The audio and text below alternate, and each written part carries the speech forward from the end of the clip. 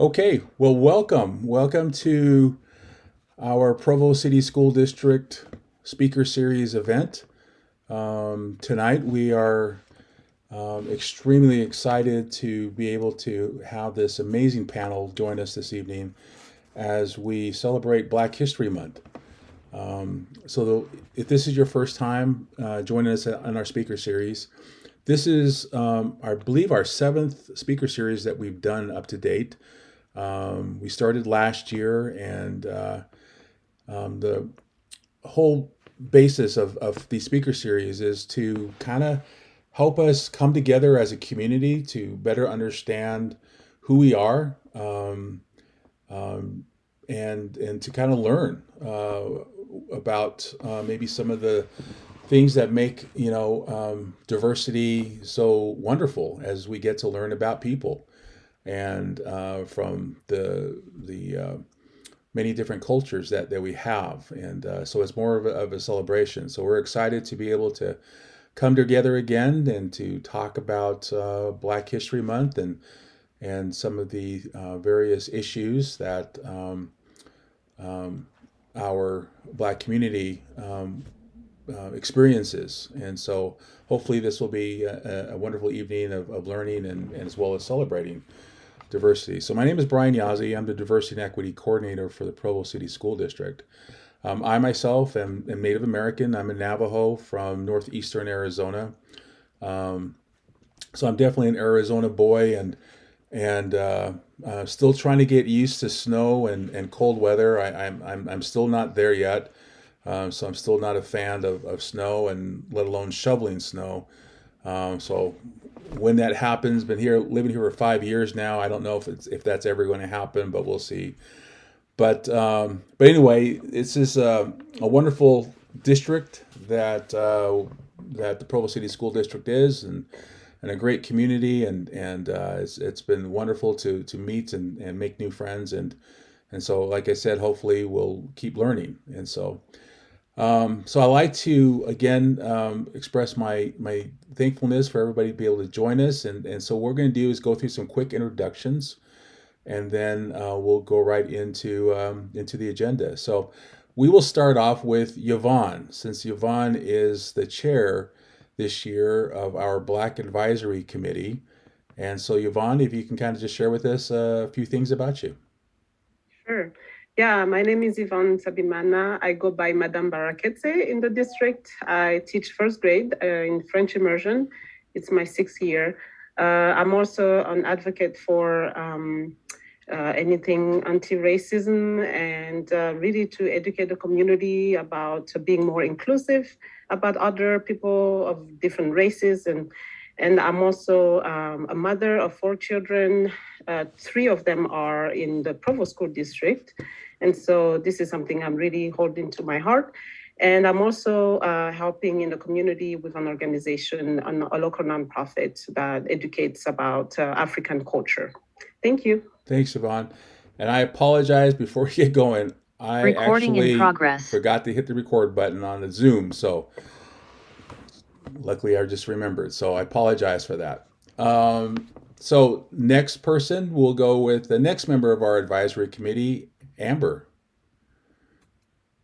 Hello, I'm Amber Mon, and I'm actually a product of the Provo School District. I graduated from Provo High back in 2003.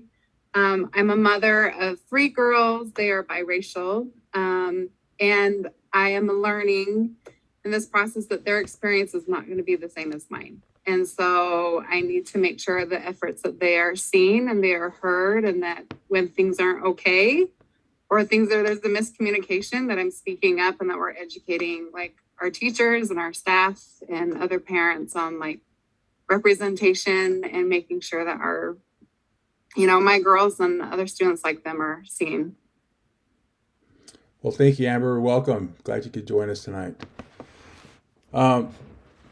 So, Mr. Garfield, let's go next to you. Sure. Thank you, Brian, again for bringing us on here. My name is Melijah Garfield. I'm the director of the Black Cultural Center at the University of Utah. Came out here actually 3 years now Been out here for about 3 years, and continuing as far as in the journey here. But yeah, Well, thanks for joining us, Elijah. And I remember, I think I joined one of the seminars that she yes, hosted. Yes. you did. Yes, Yeah. it So was thank Where is Black in the Rainbow, I believe. yes. I Yeah. actually it was very interesting. I enjoyed it. Learned a lot. Yes. So glad you could join us. Mr. Jackson. My name is Tacovi Jackson Van. I am a native of Georgia. I have actually lived here in Utah for the better part of the last 21 years. I arrived in Provo 2 days after Christmas, 2001, fresh off of an LDS mission and as a student at BYU. I am a licensed marriage and family therapist and certified family life educator, and I am the CEO of Two Brothers International and Two Brothers Counseling in Orem. Well, thanks for joining us, Colby. It's good, nice to have you, and nice to meet you as well. So I saved the last person for a particular reason because I have grown to become a big fan of Dr. Kathleen Christie. She the incredible work that she has done here in the state of Utah as an educator and as an advocate for all young people, students, and I just have grown, just like I said, a great respect for her. So, Dr. Christie, love to hear a little bit from you. Well, thank you, Brian. And I've grown to appreciate all the work you're doing down in Provo. So I want to thank the panel for being here. As the Siyazi said, I am an educator in Utah, retired 5 years now, but I've been an educator for 42 years before I retired and spent most of my time in Utah. So I resided in Utah for over 40 years and spent time all the way through the system, teacher, principal, director, state office, assistant superintendent. And so I've just been excited to do this work. I am an equity person. That's been my journey. I'm from California originally, Compton, California originally, and I have just found this place to be a good place for us to do this type of work. So I'm just committed to doing equity work. My research interests have been around helping teachers to engage in conversations about race, courageous conversations. So I've spent the better part of the last 10 years of my career working with teachers to help them to understand the impact of racism in our systems and how they, as educators, can help. Uh-oh, I think we lost Dr. Christie. Oh, there you are. Dr. Christie, you're on mute.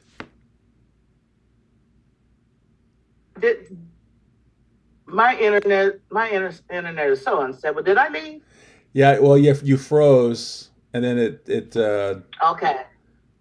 Okay, well, I'm back, and I'm gonna keep going back. But anyway, so yeah, just as an introduction, I'm just interested in this work, and of course, Black history is close to my heart because that's who I am. So thank you for inviting me. Thank you, Dr. Christie. Wow, so this should be a really fun night. I'm looking forward to this. So, without further ado, let's go ahead and get started. So, as you know, there's been a lot of things happening here in our country, and I guess we're kind of looking at more of a national view at this particular question.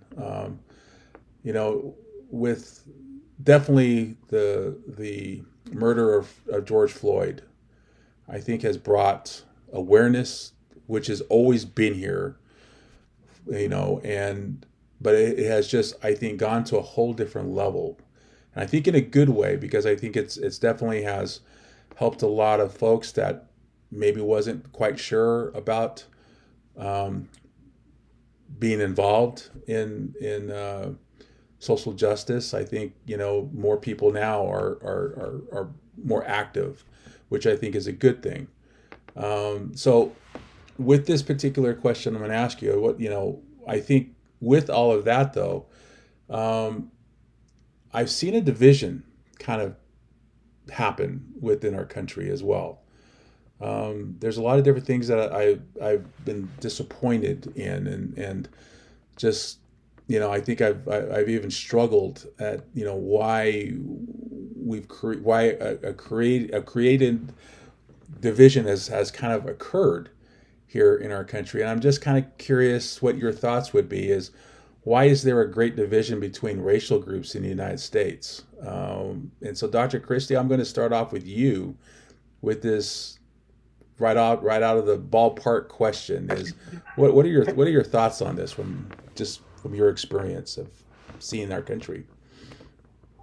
Okay, well, first of all, I think the division has been there. It just hasn't been exposed the way it has been, and especially since the George Floyd murder, and with all the demonstrations and all the youth coming out and expressing their disappointment and desire and concern about what was going on. So I think these events help to expose what's already there, and that has been either covered up, ignored, pushed aside. So it's not like there's any one thing that's caused this division. It's been there. We this country started that way, and when you got a hierarchy of people in this country where especially Blacks and Africans Americans have been relegated to a position of inferiority based on white supremacy. I'm just going to put it out there. So it's been there. It's always been there. And we've had different events that have happened in our country, civil rights initiatives and movements, and people doing various things and laws passed, but it's still there. And so this division requires us to do something more than we've done.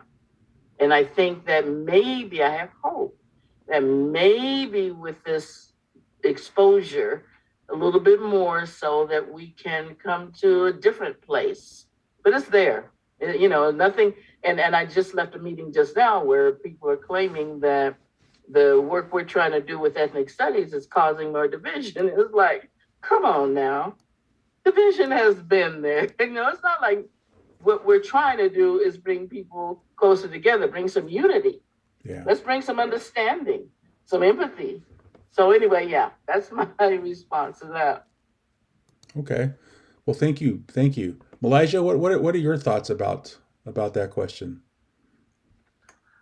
Just to kind of piggyback off Dr. Christie's comments, the divide has been here since the founding of this country and before the founding of this country. And so I think really there's a lot of people that have to get in terms with what's going on in our world. I think one of the biggest things that frightens people, especially with the insurrection that happened back last year on January 6th, was that there's a shift going on in our country. There's a shift politically, there's a shift demographically, as our country becomes more a minority majority. And the majority does not like that. And so with that, just really kind of understanding that like there's going to be divisions, there's going to be things that are tensions that are going on. There definitely just needs to be, I think, more education on things that have happened in the past, as well as what are we doing now currently, and then what are we looking forward to in the future. And just like Dr. Christie stated, as far as in education in our schools, of learning about what helps that division or helps break down that division is education. an education of really of inclusive narratives, understanding the different narratives of different people and their history. Because without knowing the history of all people here in this country, we tend to have a kind of a cloudy picture of what is really to come. Yeah. Thank you. To Colby, what are your thoughts? I think the division happened or began to happen in 1619 when the first of our ancestors arrived to what is now America as slaves. And it took a division from one group's sense of humanity to enslave an entire other group of people, and then to write into the very heart, into the constitution of our country, the fact that this group of people are only 3/5 of a person and should not have rights that everyone else had. And then that division could continue to happen as those same people who kidnapped us wrote the history books to teach us about who we were before we were kidnapped. And so we did not have a language and a narrative that was accurate about who we were. And then we have packaged this thing called unity into what is really sameness. And as we have said, that in order to be unified with you, it doesn't mean that I have to be like you. Then we have these political buzzwords like divisive, when what it is we are finally owning our own voice and writing our own story. And we are saying that in order to be acceptable to ourselves and to be acceptable to you, we no longer have to be like you, and we no longer have to accept the version of history that you have shared us, because we know that we were great before we were kidnapped. We were great even when we were in captivity, and it is our greatness that have allowed us to get to the places where we are, despite constantly being told that we are not good enough and we are not the same. And we've never asked to be the same. We've only asked to be recognized for who we are. Yeah. Yeah, I appreciate those comments because, as a Native American, it can, our the culture that I'm from, the people living, reservations, and we're not even recognized as citizens, for a long period of time, and but yet, this is our homeland, and so it's, I can feel what you're saying there, to Colby, because I get it, especially from a perspective as a Native American man as well. So thank you, Yvonne. So, what are your thoughts? I mean, one thing that's, you know, um, you've come from from another country, and so living here in the United States now, what have you seen from your perspective, being from another country? So to be clear, what I'm from, to those who don't know me, so I'm originally from a country called Belgium, in Belgium and Rwanda. I claim both places because I was born in Belgium when my parents were students in Europe, in Belgium, but they are originally from Rwanda. So I claim also to be Rwandese. I speak Kinyarwanda. I grew up there until I was a refugee at age 14 with the war that had ravaged our country because of division. So division is a disease, the same as racism, that definitely comes from a lot of things.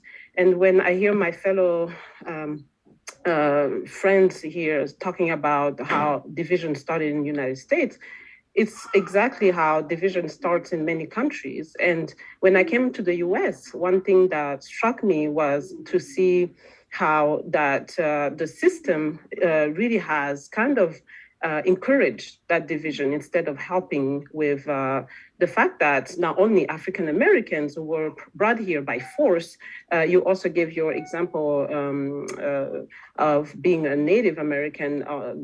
Anyone can relate to that. Basically, if you're a BIPOC in this country, you can see how the system also kind of doesn't help. There's systematic racism. And so everything my friends are talking about here, and you talking about, Brian, I can completely relate to that. Because myself coming here as an immigrant or a refugee from another country, I feel the same prejudice sometimes as people from BIPOC population feel. So yeah, that would be really my what I will add to that. So Okay, thanks, Siobhan. So Amber, this is kind of a unique question. I think the impact for you, having biracial children, because I think you probably experienced this and kind of maybe a little bit from a different angle. So what are your thoughts? Maybe from your perspective on this particular question. When I think about division in our country, I think as white people, and I have to learn this myself, and it's still a process, is we're scared of change. And there is this narrative that goes around that somehow we will get less than we already are getting if we create this change and we make room for people at the table, or we create another table in the same space. And there's an analogy I heard years ago on a podcast of when you want to make change in your life, you're in this little island and then you have to go through all this murky water and it gets really uncomfortable. And a lot of people will turn back and go back into their uncomfortable spot. Or you keep going through that murky water and it gets easier and you get to where you actually wanted to go, if it's a goal or whatever. But I think as white people and as society or our institutions actually create those change, a lot of people are going to be uncomfortable because we have to question our own our bias that we have, and we have to challenge our viewpoints of people and why is that. And it's not a pretty process, and we stick our feet in our mouth often and we are humbled often because we're called out on stuff. But at the end of the day, it's such a better place. And as a parent, I've had to eat my words and stop myself because I've dismissed my kids because of their race and say, well, no, it's not this. That's not my experience. And so that's not right for me to do that for my children because their experience is different. And so it's a necessary process. And so we have to be willing to do that work. And that is what whoever our leadership is, whoever has power, whoever is in control of our school boards, our teachers, our businesses, like we have to do that work if we don't want that division. That's exactly what's going to have to happen. And that's what we're afraid. And we're not going to be more divisive. We'll be in a better spot if we go through that murky water. Yeah. Thank you for sharing those thoughts, Amber. So I wanted to share with you, as we go into the next question, I want to share with you an experience that I remember over 50 years ago. Because now we're going to kind of shift this to, here in Utah.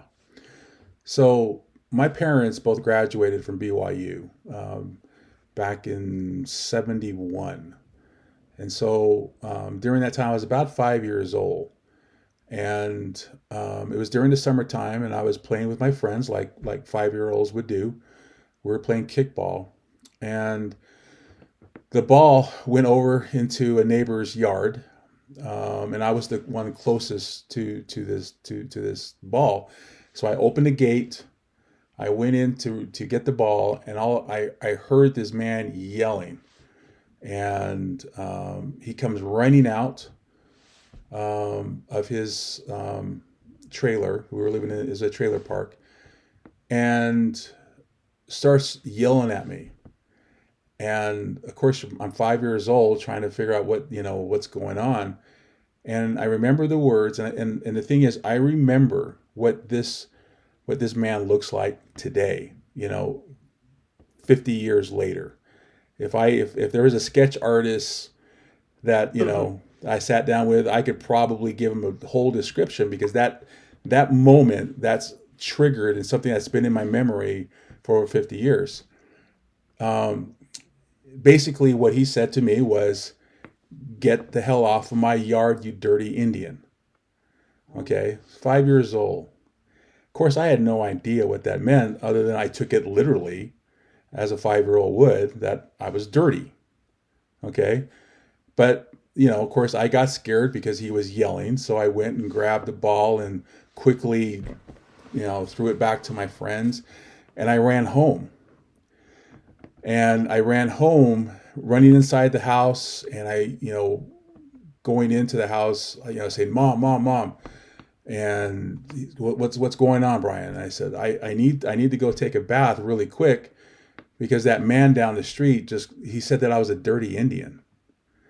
And, you know, it was kind of a shock. You know, my mom and I, we've talked about this, and she was telling me that, you know, that was kind of the first time as a young mother that she had to explain racism to her son. You know, of course, I was 5 years old, so, you know, she had to kind of figure out how to say it to me. But the trauma that caused, like I said, as a 55-year-old man today, I can still remember that moment of my first memory of racism. So that being said, I'd like to, you know, kind of talk about, you know, kind of, you know, the maybe some experience or something that you have seen, because whoever is watching this, and again, we talk about the divisiveness that we're experiencing right now. We've created a culture where, you know, there's been some trigger words said here, you know, and those trigger words are words that people don't like to talk about or even hear.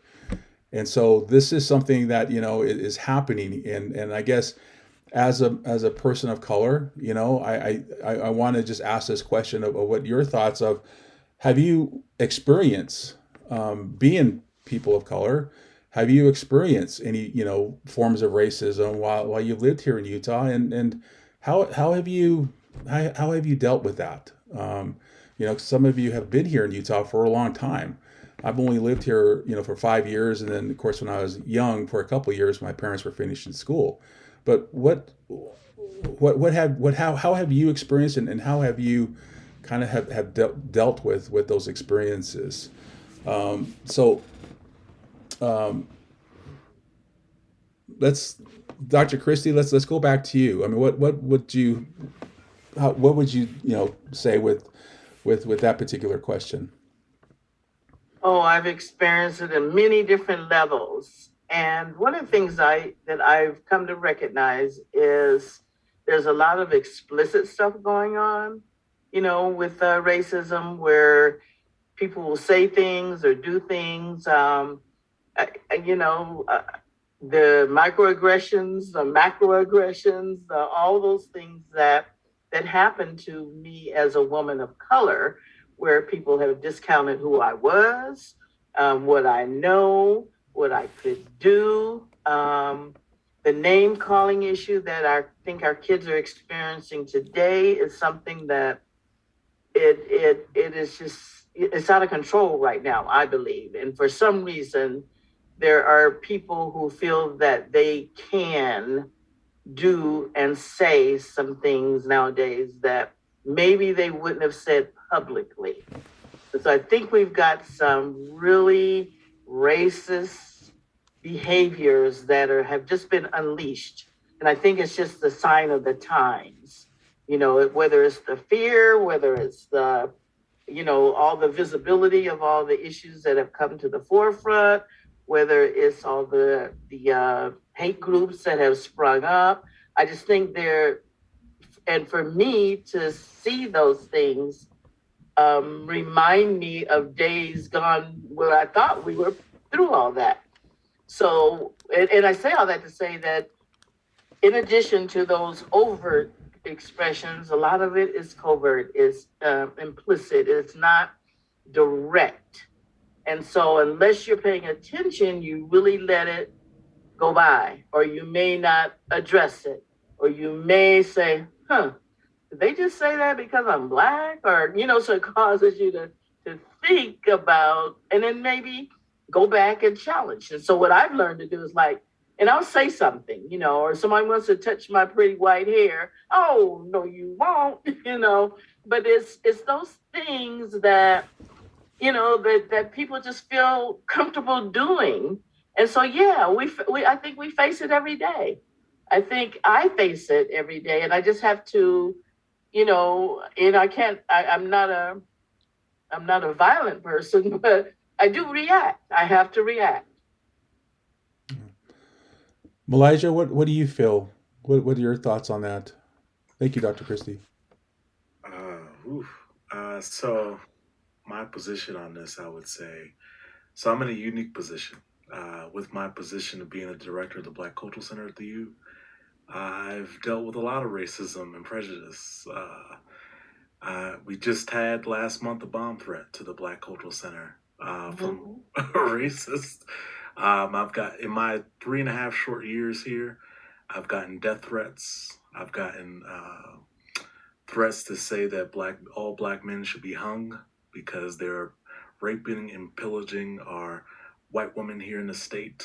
I've been cursed out. I've had nasty emails, the whole shebang. And mainly because, one, I feel in that my aspect, I don't think it's the only job, but I think it's one of the blackest jobs in the state, and no pun intended. And so, with that, having one of the blackest jobs in the state, you are a target. And so, uh, I've been at the end of a target of being a target for a lot of different things. How I've dealt with that, I've developed a thicker skin um, in this work as being and working in Black cultural centers, especially on campus. Previously coming from another institution in New Mexico, actually. So we're neighbors, Brian, a little bit. Yeah. I'm originally from Rochester, New York, but I did college and as well as worked at the University of New Mexico in New Mexico State in New Mexico, and I was in a Black cultural center there, and the same kind of threats, the same kind of issues, kind of dealing with. And again, I think it's just my position as being just a target, and so definitely have dealt with some things, and I've just kind of developed a thicker skin. I think people are just kind of afraid in some aspects of what is the vision of having a Black cultural center, particularly at a predominantly white institution here in the state, and what does that mean as far as in uplifting Black folks here in the state. And so, yeah, I've dealt with a lot. I would say a whole lot. Uh, um, thank you for sharing that, Elijah. Because I sometimes you know like I been trying to kind of deal a little bit with my feelings as well, and it's frustrating. It's difficult at times when you're trying to bring um, a brotherhood, a sisterhood, and develop that into the culture, but then you keep getting bombarded, like you were saying, with all of those the threats, the negative comments. It just sometimes it wears at me, and it and you try not to take it personal, but sometimes that's hard to not to do at times, and again, it's frustrating, but at the same time, the work that's being done is important work. It's needed work, and so I, lot of respect to you and what you've experienced, and I'm glad to hear that you were a Lobo at one time. So that's cool. Yes, I would definitely say thank you for that. I think with that, you have to express mental health, and that's why we have Gove here, as far as in the therapist, really stressing that because yeah, it could be challenging, man. Let's see. Yes. I have days, man. I have days, but I go to therapy, things of that nature. But yeah, Yeah, and that's why I think I'm such a big fan of Dr. Christie as well. I mean, it's just 40 plus years in this work. You've seen it at so many different levels. Again, it just but yet you're still here, and I know it's all centered because we care so much about the kids. We care so much about, And you know, now I get to say what I want to say. yeah, that's true. I'm not employed by anybody, so don't. That's so true. So No true. censorship here. To Colby, what are your thoughts? What advice do you have? What's on your mind? Well, like I said, I've lived here a long time, and I've had some interesting experiences. One actually happened in South Jordan. I was walking through a Macy's grocery store just after work, ran in to grab something, and while I was in there, a woman's purse had gotten snatched. And I guess her daughter was with her, and it seemed who had snatched her purse. So the store manager, the lady, and her daughter were standing at the front of the store watching the people go by. And I knew I hadn't taken the lady's purse, but there was this realization that she could easily say, oh, it was that man. And it would be the word of a Black adult versus a young white child, and her word would carry more weight than mine. And that was a very uncomfortable place for me to realize that I was in. And then a couple of years after that, we had the Trayvon Martin murder, and my little boy loves his hoodies, especially living in Utah. And I remember when he brought me his collection of hoodies, and he refused to wear them for the block and a half trip to school. And I asked him why, and he said, because I don't want anyone to think that I'm a threat and to hurt me. And he was in elementary school, and he had already assumed the responsibility for proving to an adult that as an elementary school age kid walking to school, but as a Black male, he was not a threat. And as a father, that was heartbreaking. To have to explain to him that it is not his responsibility to prove to an adult that he is not a threat to them. And the last thing happened in a place that I never thought that it would happen. I don't know if you can see, but I enjoy my hair as well. And it became an issue while serving as an ordinance worker in the Payson Temple.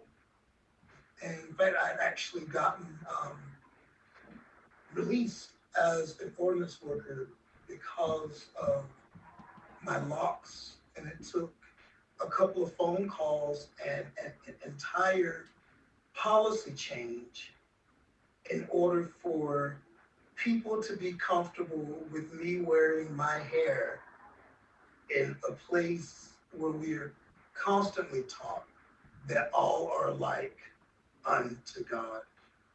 And so when you think about like the burdens that we have carried, even in Utah, it is not unlike some of the things that I saw growing up in the South. And we like to think that we are different, but we are not. Yeah. I thank you for that, because I totally understand what you're saying, because I experience something very similar, and it I too am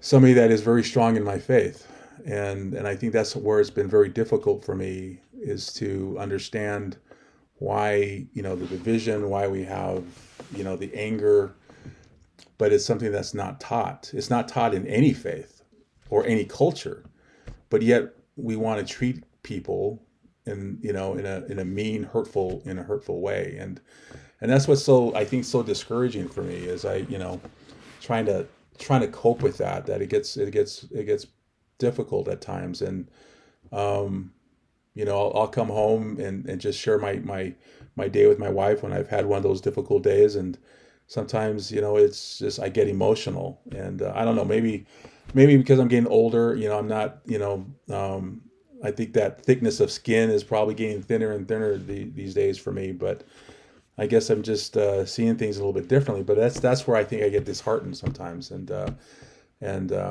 so I appreciate you sharing that story, Jacoby. That breaks my heart a little bit. So, Yvonne. So you and I, we've kind of shared our moments a little bit, of just our thoughts. What comes to mind with this particular question to you? Well, for me, I lived on 3 continents, and every continent I've been to, every place I've been to, I've seen racism, I've seen prejudice, and I came to understand that it's actually a human problem that is related to ignorance. When people have no understanding of the person that they don't know about, or the culture they don't know about, that's really what arises all the time. I have a couple of examples of racism that I've experienced starting in Europe. So I got my bachelor's degree in Europe as an immigrant, so that, I became an immigrant, and then I became a citizen in a country I was born into after being a refugee as well. And so for me already was interesting to have to go through those loops. But once I finished my education, I was like, okay, I'm gonna work. Of course, in school, I had to work 3 times harder, as in the US, for people of color. I had to work really hard. I had to know all the languages like Dutch and whatever we had to learn. And one day I go to a meeting for my interview, and the person saw me coming. So it was a white male in about 60 or 70s. He saw me, he didn't even give me an opportunity to say anything about my background. So we went to the meeting, and then they looked at me and they just like, hey, sorry, we don't want to interview you, or we don't have time for you, or something. And I could tell it's because they saw me coming and they thought that I was a Black woman. In the US, I lived in Louisiana, by the way. Sorry to disappoint those from the South. I've experienced prejudice over there as well because of my accent. So Louisiana, New Orleans, where my firstborn, my first child was born, I was prejudiced because I was discriminated against because of my accent, that I was speaking like a white person. Basically, I'll go to my doctor's appointment, and the Black people there, they will be like, what you talking like white person? I'm like, what are you saying? So first of all, I couldn't understand the accent, obviously. But I came to understand again, not everyone was that way. It was the people who never saw someone like me, who is Black, who is different, who wears different clothing, and who speaks differently. And so I had that prejudice, that discrimination also happened. In Utah, we've had quite experiences. I think the most interesting one was the one at church. I'm also LDS, but it was interesting. One day, an old couple came to us, my husband and I, with our 2 children, and they were like, oh my gosh, you guys are so clean. Your kids are so clean. I'm like, it's like after it occurred to me, like, why is he saying that? After that, is he saying that because I'm Black, as you were saying, Dr. Christie? Anyway, so, and of course, those are kind of remarks that are very implicit. And I've had a lot of those, right? Like, especially in our congregation and in Utah, it's very like, they know how to mask it down, right? To mask it, right? But it's not everyone like that again, but it's really, I'd rather being in Europe and being with someone who's like, hey, I hate you, or I don't like Black people, than seeing some of the implicit racism I've had in Utah. Sorry to say that, but both are bad. But yeah, that's just my experience. So. Yeah. Well, your experience kind of reminded me of a few things that have happened to me as well. I get when I first moved to Provo, I got the question all the time: is, well, what's it like living on the reservation? I've only lived on a reservation a couple of years of my life, but the assumption that every Native American lives on a reservation was made. Or so when were you on the Indian placement program? Never been on the Indian placement program. And so there's a lot of different little things like that I don't think people think about. And one last thing that I think kind of irritates me a little bit is when I get called chief. Hey chief, how are you know? I know sometimes that's just things like that are said, and people are just saying it unconsciously, saying it, but it does get frustrating, and I don't it doesn't happen to me too often anymore. But when I first moved here, that was something that's just I heard all the time, and so again, just little tidbits of discrimination and or even racism that is shown. So Amber, I know this question is for me, I shared with you my little story of my first memory of racism, which happened here. Um, my career over 30 years has been focused on youth. And to me, that is the biggest thing that I worry about is the trauma of racism that it has on children. And so again, going back to being a mother of three to biracial children, I mean, have you and your family experience that type of discrimination, racism? Has your kids experienced something like that, or your family in general? Uh, yeah, I mean, as everyone's talking, I'm kind of thinking of a few times here and there. I'll be honest, there are times that I'm completely oblivious to people staring at us because I'm worried about three kids and making sure nobody's running off or whatever. But my children's dad would point things out of people looking at us. I remember being in a restaurant one time and this older couple kept looking at us. And finally he said, "Sorry, are my kids doing something? Because you just keep looking over here." And they were, oh no, they're just so cute. And he's like, okay. But he called them out on it. Like they just were obsessively staring at our children and us eating our dinner. And so he just flipped it back on them. Like, I'm sorry, is there something wrong here? Here in Utah at Macy's grocery store, one time we were just picking up a few things and few items, and we went to the self-checkout, and a kid who I babysat before. I babysat this kid who was probably 18 at the time then. He was standing behind my then husband as he was checked out. He was not watching anybody else. He was like following, like making sure he checked everything. And it wasn't the first time. He said, "Watch this kid. This kid's going to watch me." And he had done it multiple times. No other customer was being followed. Nobody else was being checked on as they were checking out. And my kids, I think the biggest thing, my kids have come home when we lived in another state. My kids have come home from a friend's house saying, "So-and-so said we can't play with them because we have brown skin."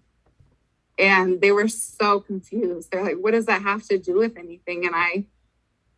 And I'm a Utahn who's very passive. I walked up that street and I was like, "We don't do this here." And those girls really quickly changed their story and lied. But I said, no, we don't do that. Either everybody plays or nobody's going to be doing this. And they stopped. But they had done it to my nephew a month before. You can't jump on the trampoline because you have brown skin. Here, the thing my girls notice, I think my first grader, when she was in kindergarten, I said, "How's school?" And it was different. And she says, "I'm the only Black kid." So it might not have been the racism, but she identified that she was completely different than everybody else. She wasn't being treated differently at the time, but she was very aware. So I thought about it. All those children in that classroom were aware she was the only Black kid in that classroom. So the kids understand race at a very, very young age. A month ago, I went and dropped something off to my first grader, and everybody was like, all the kids were, when I left, they said, "Aaliyah, why is your mom white?" Like they didn't understand that I didn't look like her. And I said, "Well, what did you say?" She said, "I just walked away." Like that's her personality. But then she has issues of everyone touching her hair. Yeah. And she very much advocates. She says, "Don't touch my hair, please. Don't touch my hair." And she comes home almost every week with somebody else touching her hair. And I asked her, I said, "What do you want to do about it?" I said, "Do you want me to talk to the teacher? Do you want to talk to the teacher?" What? And she says, "I'm going to talk to my teacher." And she talked to her teacher, and her teacher that day, before they went to lunch, that she said, "We don't touch hair." And the fact that her teacher supported her is huge, because she got tired of advocating for herself, that no 7-year-old should have to tell a child, "Please don't touch my hair. Please stop touching me." Right. And so I really appreciate Mrs. Frame at Westridge Elementary School for advocating for her and listening to her, because that's not always happening. And I think that's what my kids feel, is when they're bullied. My oldest has been bullied a little bit this year.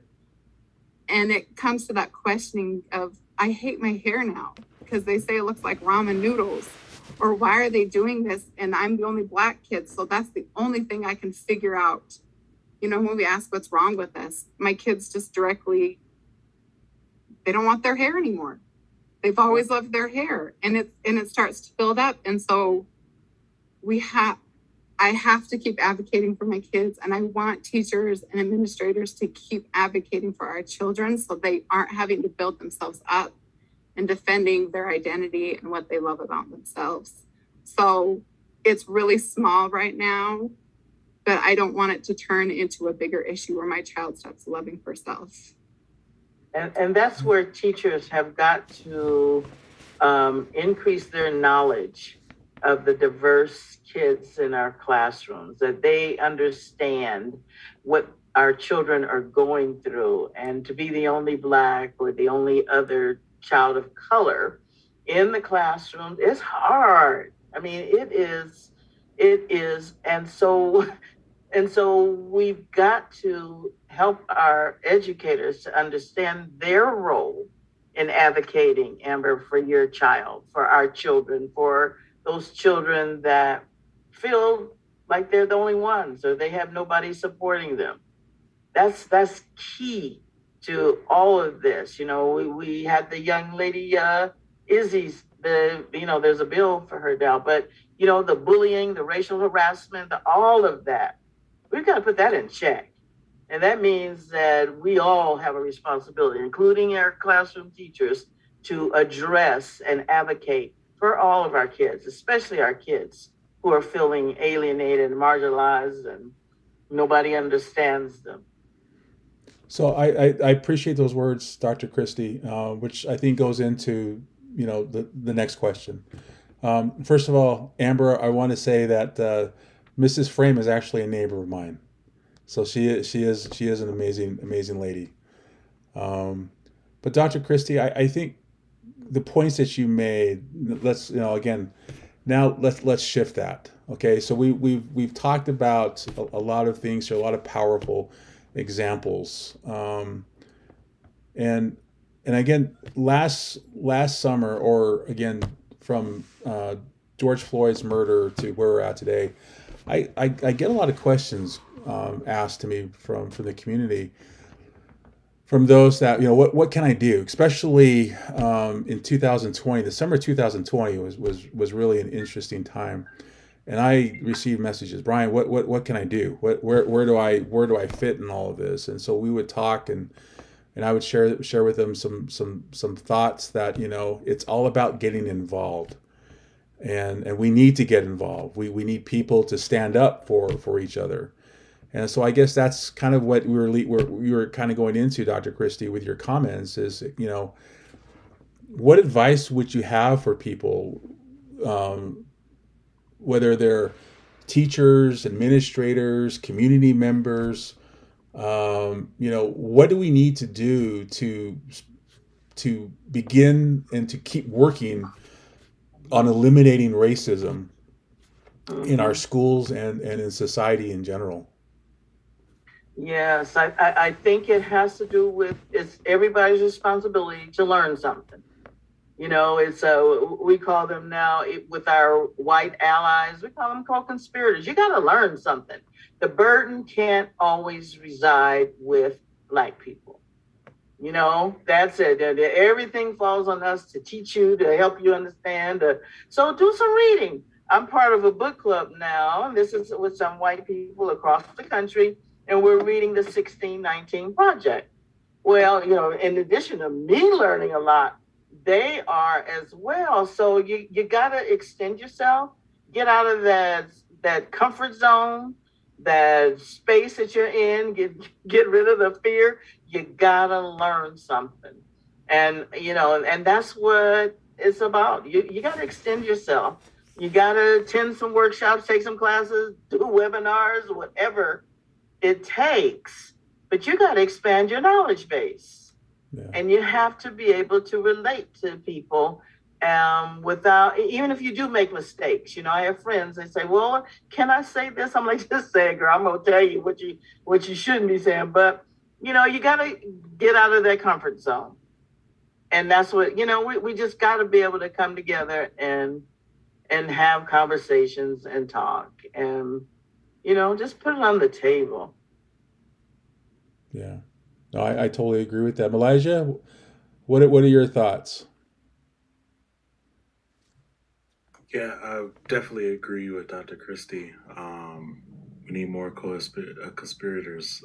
Definitely, I don't personally like the word ally. I'm just like, I need you to be an accomplice. I need you to be working with me in the streets. I need you to be side by side, trying to handle this stuff. And so with that, yeah, definitely learning about history, learning about everything and the aspects about that. And then also, once you learn, then take action, and don't just rely on people of color, particularly Black folks, to then take that action for you. Learning is just the beginning step. That's the first stage. There are several stages in this game, and you gotta move out of the reading stage and then go on to the other stages as well, and really become, like I said, an accomplice, and really work with us and really, you know, be that co-conspirator. But yeah. Yeah. Thanks, Malaysia. Takovi, what are your thoughts? What comes to mind? I'm about solutions. And so one of I think the most frequent micro aggressions that especially with Black people and really people of color have in any school district is when it comes to our names. Now, I am a BYU football fan, and I have heard them pronounce the names of Polynesian football players, and it just roll off their tongues like water off a duck's back. And if you can get all those syllables and all those letters to roll out in 2.5 seconds during that play, then surely you can say Tacovi. And it's interesting because they will approach me and they'll ask me, well, what does your name mean? Is there something more simple that I can call you? And then when I tell them that I'm named after a white man who was a baseball player, then all of a sudden they can say his last name with no problem.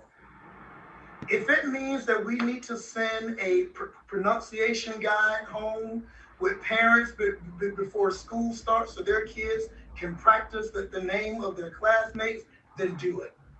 As an educator at Slick, when I got my class roll, I looked it up and if there was any name I thought I was going to stumble on, I pronounced it the best that I could.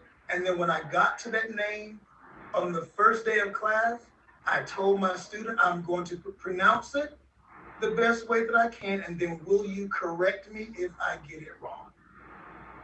It takes just something that simple so that kids don't have to try to find some way to shorten a name that might be very meaningful to them. I think it just takes something like that small to start to change the whole system and to understand that racism is not an act. Racism is a systematic trait. And it is not the work of those who have no power in that system to change it. It is the work of those who created the system to change the system so that racism is not a part of it. Thank you to Colby with those words. And Yvonne, Yeah. as an educator and also part of the Provo City School District, I mean, what comes to mind? Well, what comes into mind as a teacher, I think it's to first of all take interest in if each child in the classroom. My experience is quite interesting because I'm actually a Black teacher teaching mostly white kids, right? So what I noticed is that when you teach kids or you teach anyone to take interest in the person who is different, they will take interest. So, but you got to create the opportunities. So for the teachers who are the opposite, the white and majority white kids with different kids of different colors, they need to celebrate each child, get to know them, get to learn about their history and celebrate it. There's so many opportunities now with this whole vague of belonging and inclusion in the country since George Floyd killing. That every month there's something to celebrate. You can celebrate Indigenous Month and then Black History Month, and that's to the responsibility of teachers and also for administrators to encourage that. I think because teachers won't be able to also do it alone. They need encouragement. They need opportunities to also get some training about it.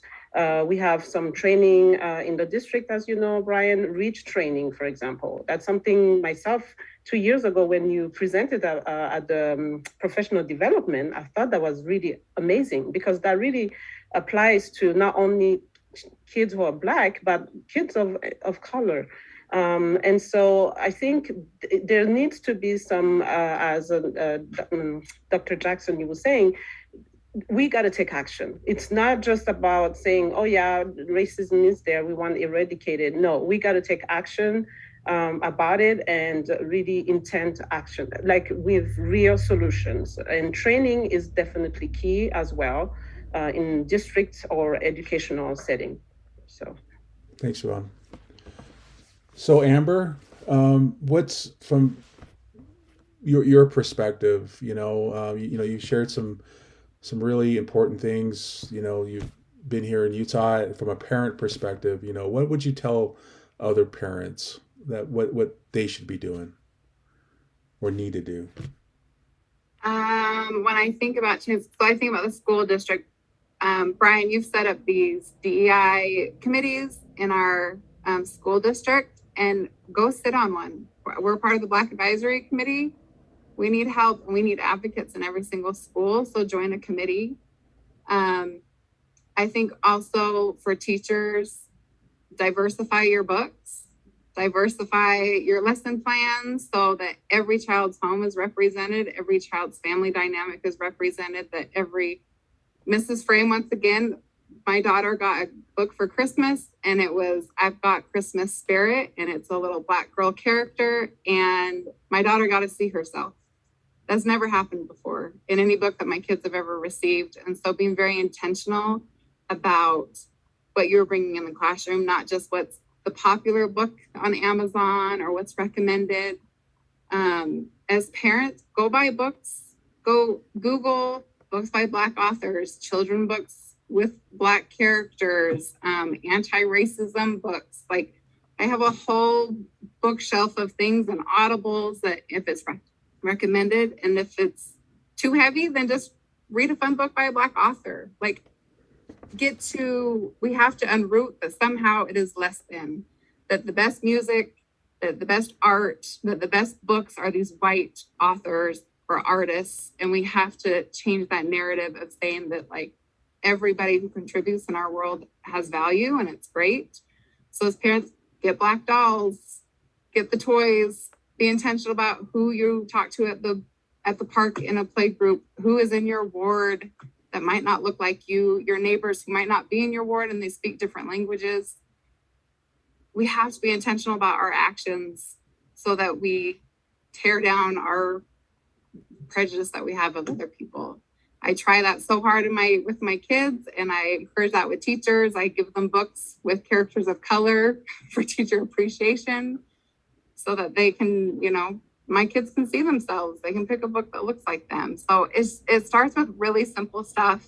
And what Dr. Christie had said, like, we have to do the work. It is not the responsibility for me to go to somebody and say, well, can you tell me how I need to change?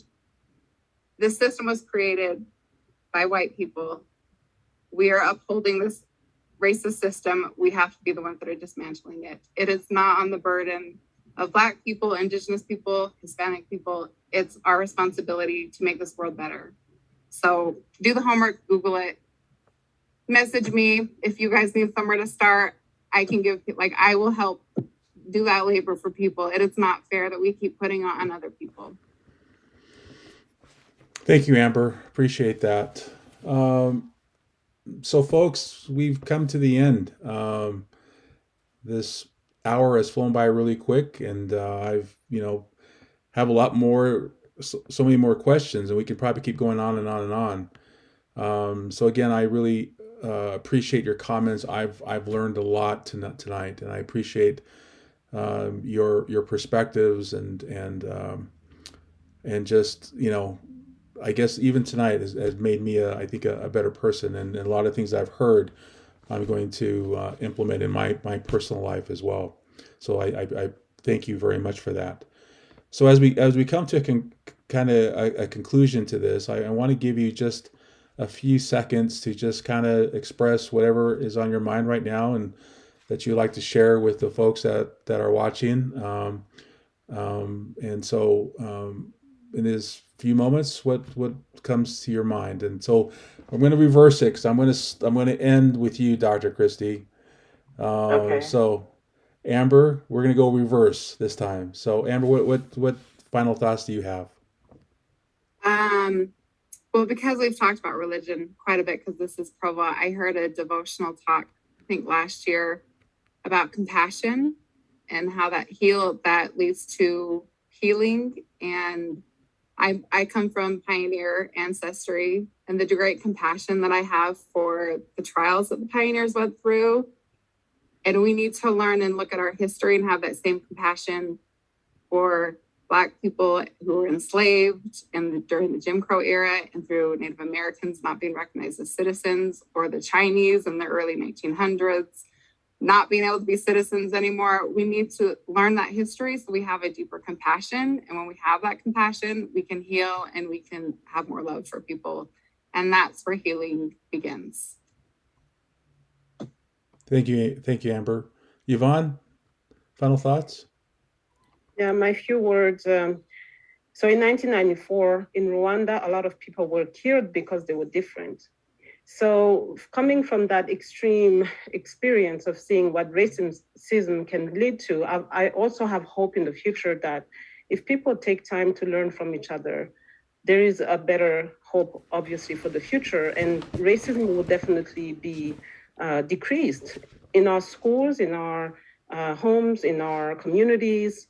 And so I think it's really important to take action wherever we are, in whatever sphere of influence we are in, to educate against prejudice.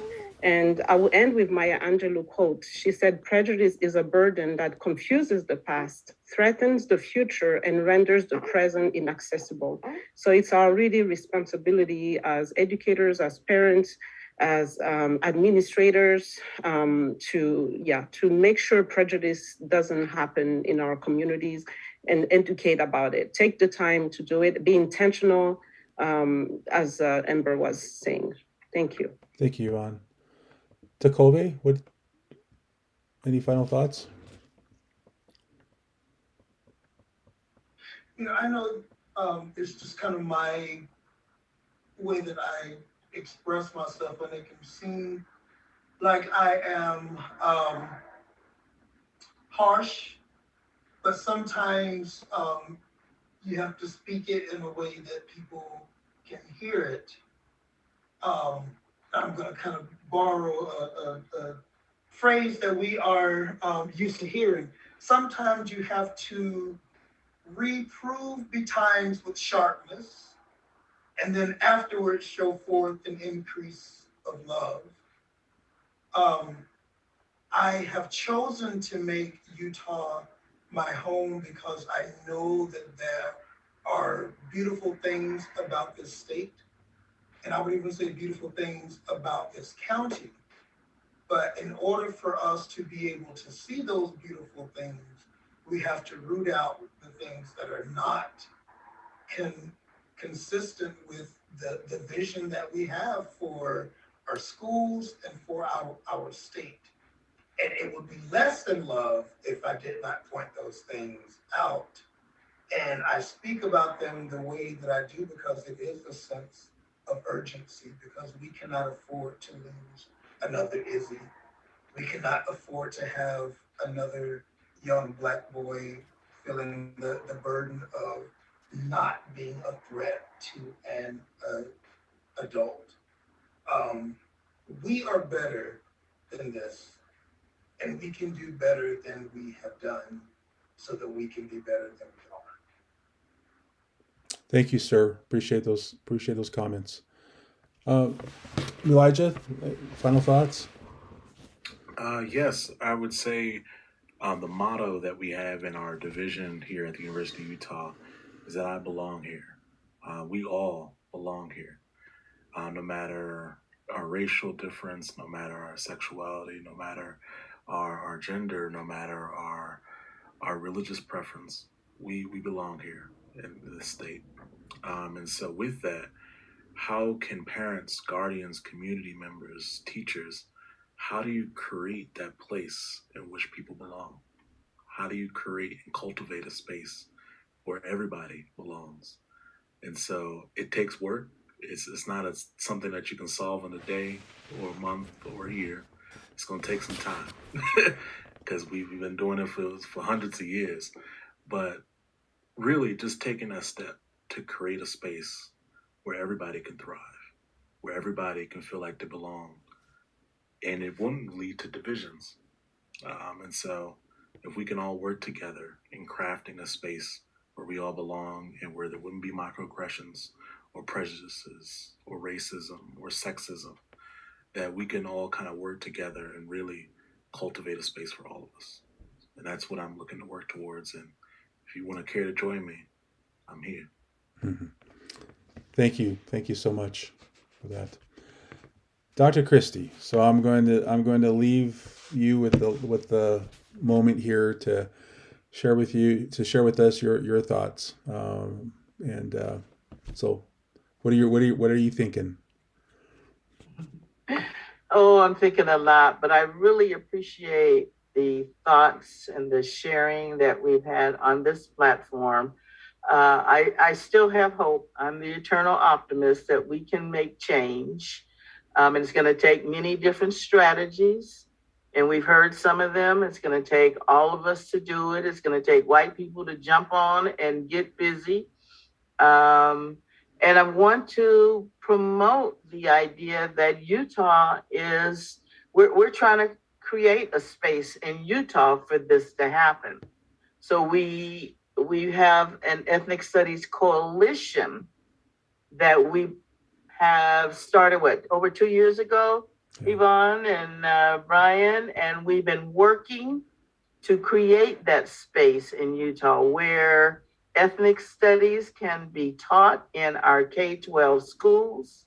We can help our teachers to understand that all children belong. Everybody has culture. Everybody has history and stories that need to be taught and told.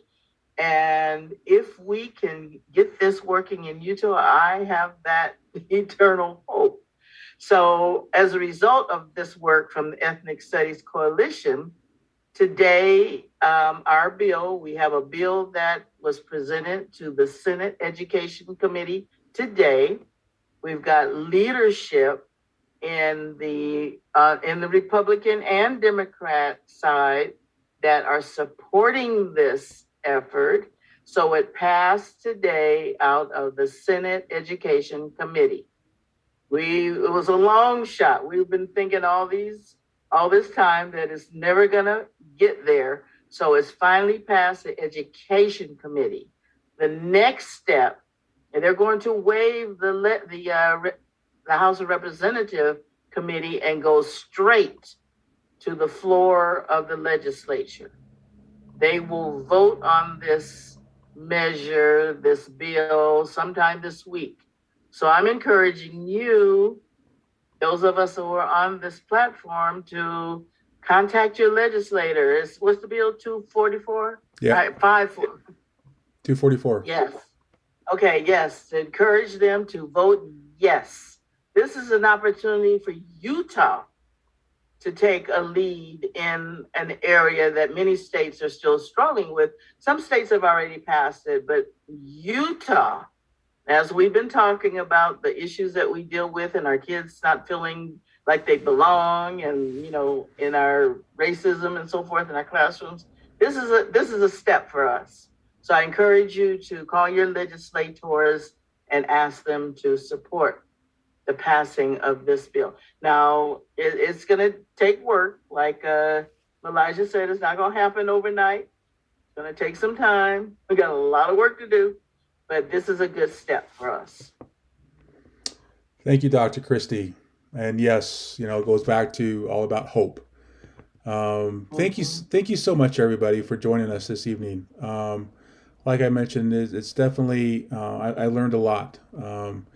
And I appreciate all of you for your openness and your willingness to share your perspective this evening. So I just want to, in closing, my thoughts, and I want to thank everybody, those of you that are watching this evening, for taking the time. As I get older, I kind of have looked at things. I'm looking at life a lot differently, as I get older. And one of the things that stands out, and especially, again, with the culture that exists here in this amazing state, and I do have a great respect and love for Utah. I have a great respect for the pioneers that made the trek across, and Amber, I know that means a lot to you. The sacrifices, and they came out west, and they came and settled in this area for freedom, for the opportunity to worship in without being persecuted. They moved here to raise families, healthy families, and to find happiness and joy. They came as brothers and sisters, and in my culture as a Native American, and in my faith religiously, brothers and sister is used a lot. And I know it's used a lot in a lot of different faiths and a lot of different cultures. And I guess my hope is that we can live that principle, that as we address each other as brother and sister, that it becomes an actual meaning, that it means you're my brother, you're my sister. And so, when I look at all of you, Dr. Christie, you're my sister, Yvonne, Amber, Elijah, Tecolvi, you're my brothers, and that's if we can start living what we believe in, the thought of racism existing in our communities and in our schools, won't be around. It's a simple principle, but unfortunately we make it very difficult. And I hope that as we bring and discuss and talk and not be afraid to have these open discussions, that we can find that healing and that we can find solutions so that we can actually treat each other as brothers and sisters. So I thank you so much for all of you. Again, all of you that are watching, I appreciate this. Our next speaker series will be in April. And that will be, we'll have a discussion from our LGBTQ advisory committee as they're planning that speaker series. So we hope that you will join us. I believe it was on April 19th will be the date for our next speaker series. So again, thank you very much, and have